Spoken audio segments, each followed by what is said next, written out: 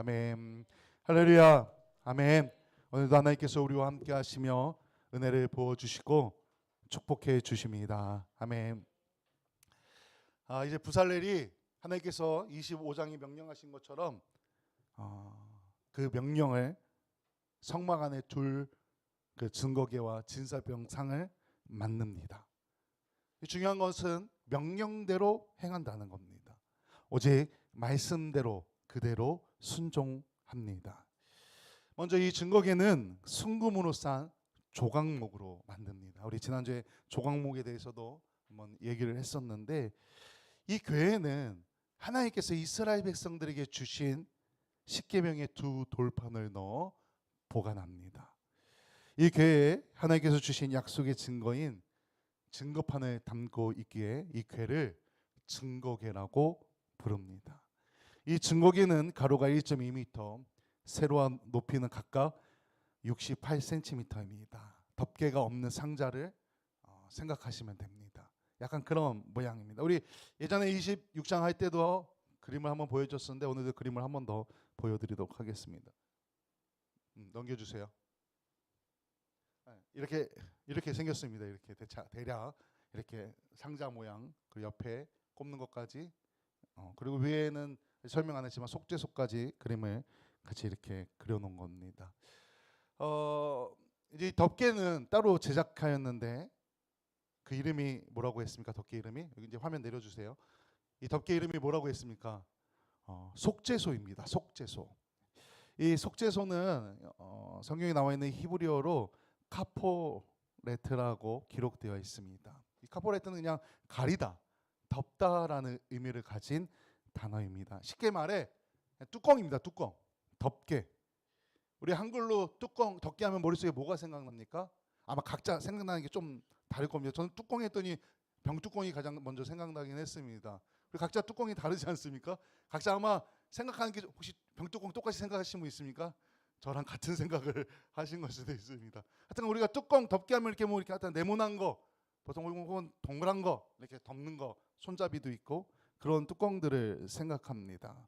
그래서 우리는 그 뚜껑도 여러 가지 의미로 사용하지 않습니까? 뭐 이 뚜껑 저 뚜껑 모양도 다르고.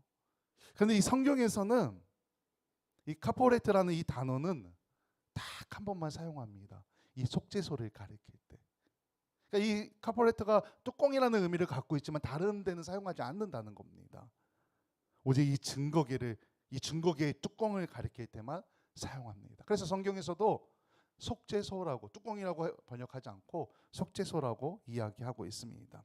이 속죄소라는 단어의 뜻은 죄를 용서하는 장소라는 뜻입니다. 이 이름이 증거계를 덮는 겁니다. 우리 26장 할 때도 자세하게 한번 설명했었는데, 이 증거계에 돌판을 넣고 하나님께서 주신 그 십계명의 두 돌판을 넣고 속죄소로 뚜껑을 덮는 겁니다. 여호와 하나님께서 이스라엘 백성들의 죄를 덮는다는, 그래서 죄를 덮어서 보이지 않게 한다는 의미입니다. 우리 상자에 물건을 넣고 뚜껑을 덮으면은 그 상자에 있는 물건들이 안 보이지 않습니까? 그래서 우리 뭐 물건 보관할 때 상자에 넣고 뚜껑 덮고 테이프도 덮어놓고 안 써놓고 위에 어디 숨겨놨다가 나중에 보면 이거 뭐지? 하고 또 뜯어보지 않습니까? 안 적어 놓으면은. 그러니까 하나님께서 이 속죄소의 뚜껑을 덮는다는 의미는 하나님의 백성 이스라엘 백성들의 죄를 덮어서 보이지 않게 한다는 겁니다. 범죄하였지만 다시 관계를 회복하고 회막을 짓게 하시고 이런 물건들을 만들게 하시며 이것을 통해 내가 너희들의 죄를 덮어준다, 그런 의미를 담는다는 것입니다. 이 증거계의 뚜껑이 속죄소는 순금으로 만들어졌습니다. 양쪽 끝에는 그룹들이 서로 날개를 펴서 속죄로 덮은 형상이었습니다.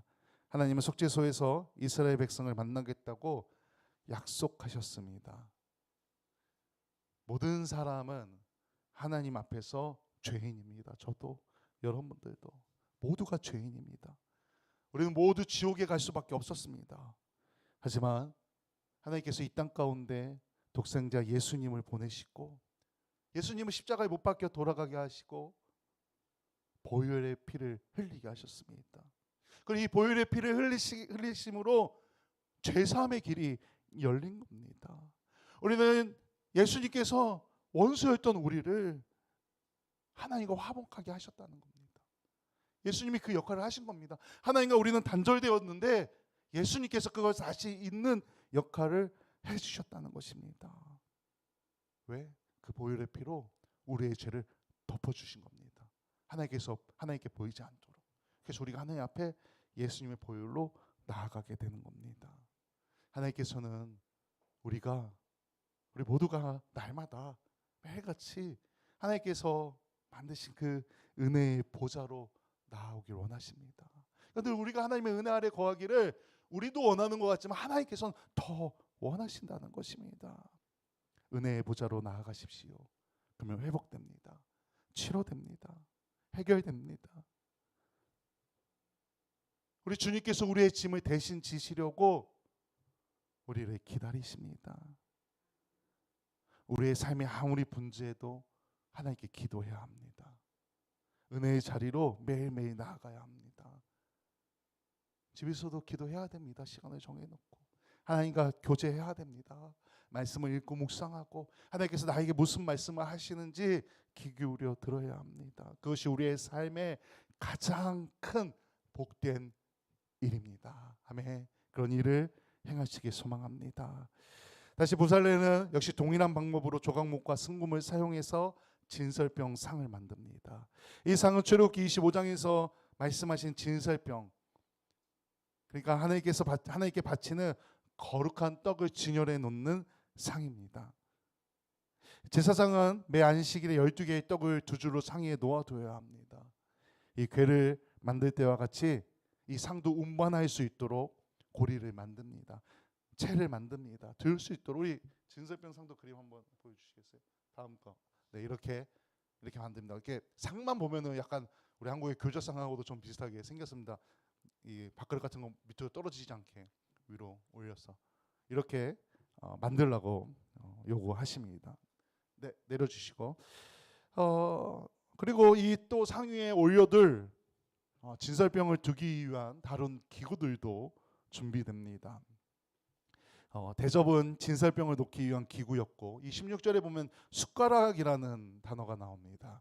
근데 이 숟가락이라고 하기보다는 여기 히브리어로 카프라는 단어를 사용하고 있는데 우리나라에서 사용하는 거는 종지라고 보시면 됩니다. 숟가락보다는 종지. 우리 이렇게 뭐 양념 같은 거 조금씩 담는 종지라고 보면 됩니다. 숟가락이 아니라. 그래서 지금 우리가 보고 있는 개역 개정 성경 말고 표준 세번역 성경에서는 종지로 그냥 그대로 번역하고 있습니다. 어쨌든 그리고 또 향을 올리는데 이 향은 진설병과 함께 상 위에 드려지는 예물입니다. 그리고 잔과 병은 포도주를 위한 기구입니다. 이러한 기구들이 뭐 그냥 우리나라에서 옛날에 제사드리실 어떤 제의에 필요한 물건들인 그런 물건 많습니다. 그냥 거기서 끝나는 게 아니라 이 모든 기구들을 통해 여호와의 임재하심을 상징한다는 겁니다. 하나님께서 언약 안에서 백성들의 죄를 덮으시고 백성들을 향한 은혜와 사랑이 증거계를 통해 드러납니다. 또한 약속 안에서 백성들과 함께 먹고 마시는 놀라운 모습을 상징하는 이 상을 통해서 하나님의 사랑을 보여준다는 겁니다. 그러니까 내가 너희와 더불어 먹고 함께 하겠다. 내가 너희들과 동행하며 너희들과 함께 하겠다.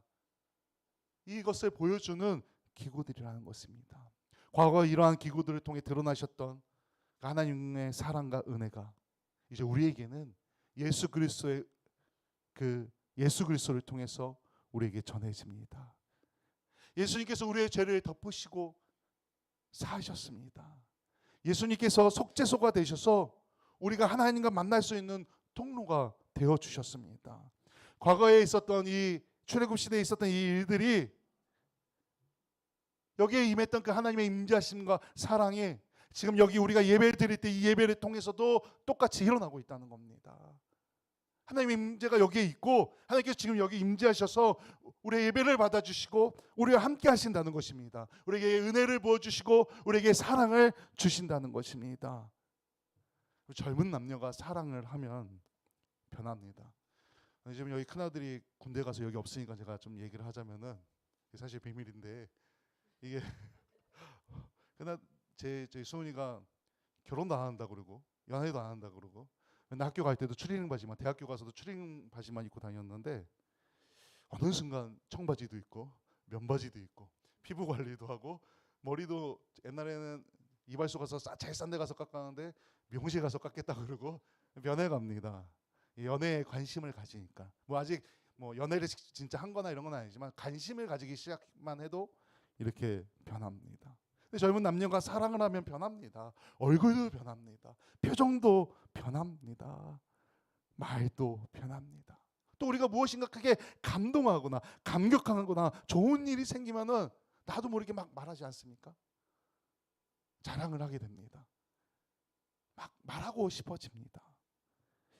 내가 무엇인가 했는데, 어떤 일을 했는데 거기서 아주 큰 이익을 냈습니다.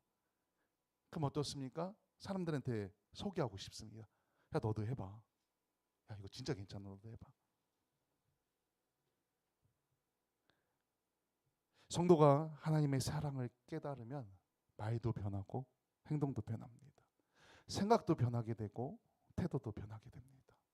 하나님의 사랑을 알고 내가 하나님을 사랑하게 되면 변한다는 겁니다. 성도가 은혜를 받으면 변합니다. 자랑을 합니다. 성도가 성령 충만하면 사람들한테 복음을 전합니다. 혹시 그런 적 없습니까? 내가 막 좋은 일이 생기니까 사람들한테 말하고 싶은 어떤 그 내 안에 있는 그 충동감, 야, 이거 말하고 싶은데, 아, 이거 좀 알려주고 싶은데, 혹시 그런 경험은 없습니까? 막 내가 어떤 일을 해서 큰 이익이 생겼는데 설명해줘도 너나 하라 그럽니다. 아, 같이 했으면 되는데, 이거 하면 돈이 되는데, 근데 너나 하라 그럽니다. 막 그러면 어떻습니까? 근데 상대방이 아무리 뭐라고 나한테 해도 막 계속 말하고 싶은 충동감이 있을 때가 있습니다.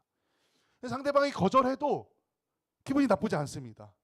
그냥 아쉬울 뿐입니다. 아, 이거 했으면 좋았을 텐데. 우리가 성령 충만하면, 은혜 충만하면 우리의 모습이 이렇다는 겁니다. 제가 말씀을 선포하면 우리 성도님들 기도할 때, 말씀 들을 때 아멘, 아멘 하지 않습니까? 하나님의 임재와 예수님의 사랑을 선포하면 아멘, 아멘 합니다. 근데 그 아멘, 아멘 하고 나서 우리의 내면 가운데, 우리의 마음 가운데 그것을 전하고 싶은 불같은 마음이 있으십니까? 야, 너 교회 나와봐. 아, 우리 목사님 너무 좋아. 우리 교회 나와봐. 예수님 만나보자. 하나님 믿어보자. 야, 우리 성도님들 너무 좋아. 근데 싫어, 너 나가. 야, 나한테 말하지 마. 이러면 우리가 상처가 되는데 그게 아닙니다. 아쉬울 뿐입니다. 속상한 겁니다. 이게 상처가 아니라 나와야 되는데 안 나오니까 속상한 그런 마음. 우리에게 그런 마음이 있어야 합니다. 근데 그게 그냥 되지 않습니다. 막 우리도 세상 일도 감격과 감동에 가득 차면 누가 아무리 뭐라 그래도 상처되지 않습니다. 아무렇지도 않습니다. 막 뜨거우면 아무렇지도 않다는 겁니다. 우리도 은혜 충만하고 성령 충만하면 이렇게 뜨거워져야 한다는 겁니다. 아멘 아멘 했는데 아직 그렇게 뜨겁지 않으면 더 기도해야 합니다. 더 은혜를 간구해야 되고 더 성령님을 간구하며 기도해야 합니다. 이스라엘 백성들이 이 회막과 또 증거계와 상과 여러 가지 기구들을 통해 하나님의 임재와 은혜를 체험한 것처럼 우리도 이제 기도와 찬양과 예배를 통해 하나님의 임재하심과 하나님의 은혜를 체험해야 합니다. 성령의 그 기름 부으심을, 우리 안에 성령 충만함을 체험해야 한다는 것입니다. 오늘 예배하는 모든 분들에게 하나님께서 주시는 그 놀라운 사랑과 은혜, 우리에게 임재하시어 나와 교제하시는, 나와 함께하여 주시는 그 놀라운 하나님의 사랑과 은혜가 정말 여기 오늘 함께 예배하는 모든 분들에게 가득 넘쳐나기를, 충만하기를 주님의 이름으로 간절히 축원합니다. 아멘. 우리 찬송가 50장 찬양하며 봉헌하는 시간